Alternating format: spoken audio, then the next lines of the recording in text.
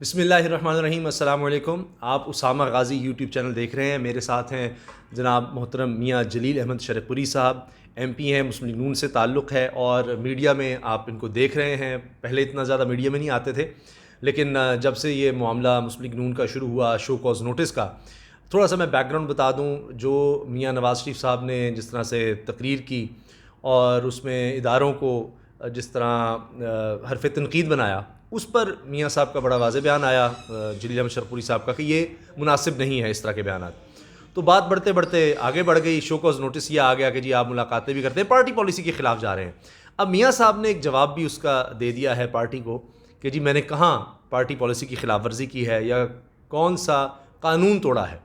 اچھا میاں صاحب, اس میں آخر میں آپ نے یہ بھی لکھا کہ اگر یعنی پارٹی آپ کی بات کو نہیں سمجھتی تو پھر آپ کے پاس فورم موجود ہیں قانونی, تو پھر اس کا مطلب ہے کہ آپ پھر عدالت کا دروازہ کھٹکھٹائیں گے. کیونکہ میں نے بھی جتنا دیکھا ہے, ایکسپرٹ سے بات کی ہے, ابھی تک جو الیکشن کمیشن کے قوانین ہیں اس میں یا پارٹی کے حوالے سے جو ہیں اس میں کہیں خلاف ورزی آپ کی بنتی نہیں کہ جی آپ جا کے سی ایم سے مل لیں, یا آپ یہ کہتے ہیں جی آپ کا اگر لیڈر ہے تو اس نے جو بات کی ہے یہ مناسب نہیں تھی. تو یہ صرف آپ کے کہنے سے اتنا ہنگامہ کیوں برپا ہو گیا؟ جی بس اسامہ صاحب, یہ تو بات ان کو سمجھنے کی ہے. یہی بات میں عرض کر رہا ہوں رانا ثناء اللہ صاحب کو اور باقیوں کو کہ یہ بات پارٹی کے مفاد میں نہیں جائے گی. چونکہ اختلاف رائے جو ہے یہ کوئی غیر قانونی نہیں ہوتا اور کوئی غیر اخلاقی بھی نہیں ہے. ادب احترام سے آپ کسی بات کے اوپر بھی اختلاف کر سکتے ہیں, لیکن چونکہ ہمارے مزاج بن گئے ہیں کہ جیسے لیڈرشپ نے کہنا ہے ہم نے اسی کو ایکسیپٹ کر لینا ہے اور اس کی پھر آگے کمپین شروع کر دینی ہے. اور اکثر ہمارے جو تجزیہ نگار ہیں مختلف پارٹیوں کے, پیپلز پارٹی کے, مسلم لیگ کے, تحریک انصاف کے, ان کو پتہ بھی نہیں ہوتا کہ لیڈرشپ فیصلہ کہاں کیسے اور کیوں کر رہی ہے, اور آگے اس کی ترجمانی کر رہے ہوتے ہیں. اب عمران خان صاحب کوئی فیصلہ کرتے ہیں تو ان کو پتہ ہے کہ وہ کیسے فیصلہ کر رہے ہیں, لیکن ان کی جو ترجمانی کرنے والے ہیں اس کی وکالت شروع کر دیتے ہیں. تو یہ ایک مزاج بن گیا ہے. تو میں سمجھتا ہوں ایسا مزاج نہیں ہونا چاہیے. جب پہلے آپ نے مجھے بتایا کہ ایک وقت میں آپ نے ایک بات کہی میاں نواز شریف صاحب سے, کافی سال پہلے کی بات ہے, اور انہوں نے آپ سے ایگری کیا اس بات پر, حالانکہ بہت سے لوگ اس چیز کے خلاف جا رہے تھے. اب کیا ہو گیا میاں صاحب کو؟ پہلے میاں نواز شریف صاحب سن لیتے تھے بات, اب ان کو آپ کے خلاف بھڑکایا جا رہا ہے, یا جو دوسرے جو لوگ ہیں کہ جو جا کے عثمان بزدار صاحب سے مل چکے ہیں ان کے خلاف بھڑکایا جا رہا ہے؟ کیا ہو گیا آج؟ یہ فاصلوں کی وجہ سے ہے یا سب کچھ مریم نواز صاحبہ جو ہیں وہ کر رہی ہیں؟ نہیں دیکھیں, جو نیب کے ذریعے ہو رہا ہے میں تو اس کو سمجھتا ہوں یہ سراسر زیادتی ہے.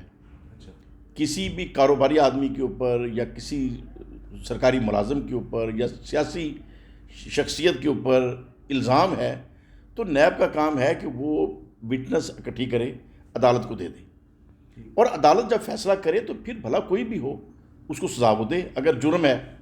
اب جرم ثابت نہیں ہوتا تو آپ نے حمزہ صاحب کو پکڑ لیا, آپ نے شہباز شریف صاحب کو پکڑ لیا, نواز شریف صاحب کو پکڑ لیا, مریم صاحب کو پکڑ لیا. تو یہ اس طریقے سے اذیت دینا اور ذہنی کوفت کے اندر لے جانا کسی بھی آدمی کو, جیسے کہ اسپیکر سندھ اسمبلی تھے ان کو پکڑنے نیب چلی گئی تھی, تو اس طرح نیب کو منہ زور گھوڑا جو بنا دیا گیا ہے, میں سمجھتا ہوں یہ سراسر غلط ہے.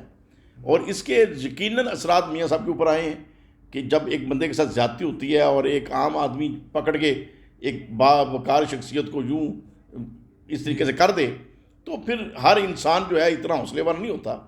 جیسے کہ ہمارے اکابر تھے, تو جیسے حضرت امام حسین کی مثال دے سکتے ہیں, حضرت امام اعظم کی مثال دے سکتے ہیں, حضرت مجدد الفسانی کی مثالیں دے سکتے ہیں کہ تکالیف کے اندر آ کے بھی انہوں نے اپنے جو حوصلے ہیں اس کے اندر کوئی لغزش نہیں آ سکی. تمہارا میاں نواز شریف صاحب ایک عام آدمی ہے تو ان کے اوپر اثرات آ سکتے تھے اور آئے ہیں. اچھا, لیکن ابھی یہ بات تو فیکٹ ہے کہ اور بھی لوگ ہیں جو میاں صاحب کہہ رہے ہیں, مثال کے طور پر ریاست کے اوپر ریاست بن چکی ہے, ہم عمران خان نہیں اس کو لانے والوں کے خلاف ہیں, عدالتوں پر دباؤ ہے اور دباؤ میں فیصلے دیے جا رہے ہیں, میں ان کے خلاف ہوں, اب بدلنا ہے, یہ فوج دنیا کی بہترین فوج ہو سکتی ہے اگر یہ یعنی سیاست میں نہ آئیں اور آئین میں رہیں. یہ باتوں سے تو دوسرے لوگوں کو بھی اختلاف ہے پارٹی کے اندر, لیکن وہ آپ کی طرح بات نہیں کرتے, تو وہ چپ رہتے ہیں. ہاں آپس میں ایک دوسرے سے گلا کر لیتے ہیں, ہم جیسے لوگوں سے آف دا ریکارڈ کہہ دیتے ہیں کہ جی ہم کیا کریں, میاں صاحب کو کہتے ہیں, لیکن آپ سے یہ غلطی ہوئی کہ آپ نے یہ باتیں اعلان کر دی. میں یہ سمجھتا ہوں میرے سے غلطی نہیں ہوئی, ان سے غلطی ہو رہی ہے. اچھا, ہاں مطلب کہ کوئی غلطی نہیں ہے, بات کہہ دینی چاہیے, لیکن ہمارے جو مزاج بن گئے ہیں کہ ہم نے کسی طریقے سے بس اپنی ذاتی غرض دیکھنی ہے، میں کدھر کمفرٹیبل ہوں اور مجھے فائدہ کدھر ہو رہا ہے. تو اگر کوئی پیپلز پارٹی میں ہے تو وہ مسلم لیگ کے اوپر تنقید کر رہا ہے، اور جب وہی بندہ پیپلز پارٹی چھوڑ کے مسلم لیگ میں آتا ہے تو پھر پیپلز پارٹی کے اوپر تنقید شروع کر دیتا ہے. تو یہ تو ہمارے معیار رہ گئے ہیں. مطلب اپنے ضمیر کی اور اپنے دل کی بات کرنا جو ہے اتنا آسان نہیں ہے. لیکن میں یہ سمجھتا ہوں کہ مفاد ہماری پارٹی کا، ہمارے ملک کا، وہ اسی میں ہے، اور سب سے پہلے پاکستان ہے، پھر سیاسی پارٹیاں ہیں. اور میں نے پہلی دفعہ راجہ ظفر الحق صاحب تھے، چودھری نثار صاحب تھے، جوید ہاشمی صاحب تھے، جب نیشنل اسمبلی میں ہم گئے ہیں تو میں نے پوری میٹنگ میں یہ بات عرض کی تھی کہ ہم آئے ہیں وطن کے لیے، اور ہم سمجھتے ہیں کہ وطن کی بہتر خدمت ہم مسلم لیگ میں رہ کے کر سکتے ہیں. تو مقصد مسلم لیگ نہیں ہے، مقصد پاکستان کی فلاح و بہبود ہے، پاکستان کو آگے لے جانا ہے. لیکن مسلم لیگ ایک ذریعہ ہے کہ ہم وطن کی خدمت اس پلیٹ فارم کے اوپر بہتر کر سکتے ہیں.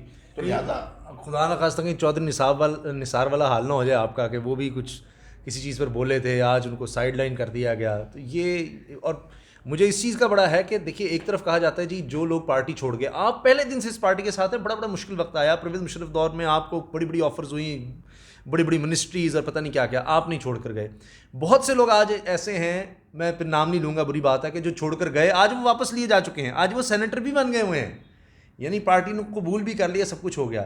تو اس چیز کو دیکھ کر آپ کو دکھ نہیں ہوتا اور یہ خطرہ تو نہیں محسوس کرتے کہ چودھری نثار والا حال 40 سال کا ساتھ اور اچانک آپ نے؟ نہیں، میرا دیکھیں ایک تو یہ ہے کہ ہماری کوئی سیاست پہچان نہیں ہے، اور یہ ہمارا کوئی مین پلیٹ فارم نہیں ہے. ہمارا تو مین پلیٹ فارم حضور شیر رحمانی کے صدقے وہ مسلح ہے، اور جو ادھر عزت ہے وہ کسی اور سرکاری عوام کے اندر نہیں ہے. میں صبح اگر کسی بھی عہدے پہ چلا جاؤں تو وہ عزت نہیں مل سکتی جو اس مسئلے پہ عزت ہے. تو کچھ یہ بھی وجہ ہے کہ کہہ لیں کہ ہماری کسی بھی دوسری چیز کے اندر کوئی اٹریکشن نہیں ہے. اٹریکشن ہے تو یہ پہچان ختم نہ ہو کہ ہم شرک پوری ہیں، یہ پہچان رہے تو باقی کسی پہچان کی ہمیں نہ پرواہ ہے نہ ضرورت ہے. تو آپ کیا دیکھ رہے ہیں؟ کچھ لوگ بیچ میں پڑے ہوئے ہیں جو کہہ رہے ہیں کہ میاں صاحب ہم کچھ کرتے ہیں، کوئی سینئر، یا کان بھرے جا رہے ہیں، اور کچھ وہ جو ایک حلقہ مریم صاحبہ کے ارد گرد بن گیا ہے یا انہوں نے خود بنا لیا ہے، اس کے علاوہ وہ کہیں نہیں دیکھ رہی؟ نہیں، بعض دوستوں نے جیسے رابطہ ہوتا ہے، بات چیت ہوتی ہے، تو وہ یہ کہتے ہیں یار جو آپ بات کر رہے ہیں بس اس حد تک رہیں، اس سے آگے نہ جائیں. تو میں یہ کہتا ہوں اس سے آگے میری سوچ بھی نہیں ہے اور اس سے آگے جانے کا مقصد بھی نہیں ہے.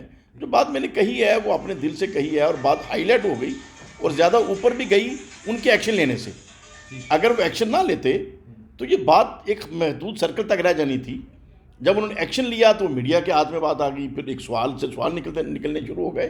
تو میں تو یہ نہیں چاہتا تھا کہ یہ بات اس حد تک اوپر چلی جائے اور اس حد تک اس بات کو زیادہ فوکس کیا جائے.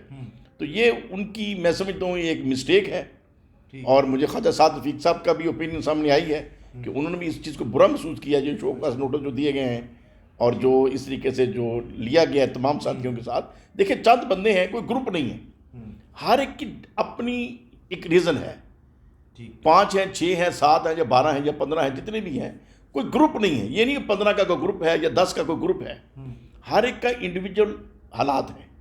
تو میرے اپنے ایک سچویشن ہے، میرے اپنے علاقے کے حالات ہیں، میری اپنی ایک ریلیشن شپ ہے.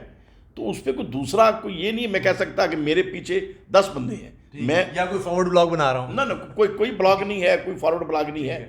لیکن چند بندے نشانے پہ ضرور آ گئے، لیکن ہر بندے کی انڈیویجول کیپیسٹی میں اپنی اپنی سچویشن ہے، اپنی اپنی وجوہات. اچھا، لوگ اور ہیں جو اپنے داد رسی چاہتے ہیں یا چاہتے ہیں کہ بھئی اگر بزدار صاحب سے مل کے مسائل حل ہوتے ہیں ہمارے حلقے کے تو ہم کروائیں؟ نہیں، میں جیسے ڈاہا صاحب ہیں، ڈاہا صاحب بزدار صاحب کے حلقے کی ہیں، ان کے والد صاحب کے ساتھ ان کا ایک ریلیشن ہے، تو ایک پرسنل ریلیشن ایک حلقے کے ہیں.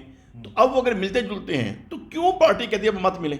اچھا، آخری سوال، جو مسلم لیگ نون کی پالیسی میں نے دیکھی ہے وہ یہ ہے کہ یا تو آپ معافی مانگ لیں تو پھر تو معاملہ ٹھیک ہو جاتے ہیں. آپ کیا سمجھتے ہیں اگر یہ کہا گیا جی معافی مانگ لو اور کہتے جناب میاں صاحب جان دینے ہیں، یہ ہے وہ ہے، یا پھر جو آپ نے بات لکھی ہے کہ پھر اگر اس طرح کیا گیا، مجھے امید ہے کہ آپ کی بات درست ہے، آپ کا گمان اللہ کرے ایسے ہی ہو کہ بیچ میں لوگ ڈلے ہوئے ہیں، تو یہ جو آپ نے لیٹر لکھا ہے شو کا اس کے جواب میں، اس سے ان کو سمجھ آ جائے گی.